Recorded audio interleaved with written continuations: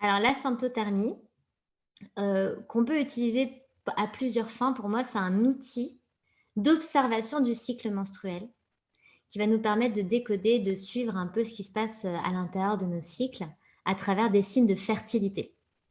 Donc en fait, ça va nous permettre de voir le déroulement de notre cycle menstruel, cycle après cycle, tu vois? De voir le déroulement de nos phases et on va s'appuyer pour s'observer sur principalement, l'observation de la glaire cervicale, qui est la sécrétion qui a lieu au niveau du col de l'utérus et qui évolue en fonction des hormones et la courbe de température que l'on va prendre au réveil avec un thermomètre spécial.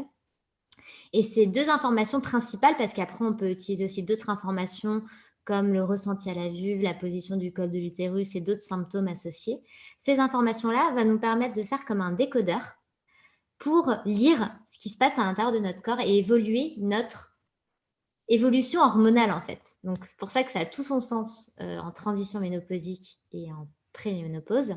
C'est qu'on est dans une vraie transition hormonale et il se passe plein de choses dans nos cycles qui peuvent être souvent silencieux quand on n'a pas l'habitude de s'observer et la symptothermie, ça va être cette loupe qui va nous permettre de comprendre ce qui se passe à l'intérieur entre 2 périodes de saignement, en fait, tu vois?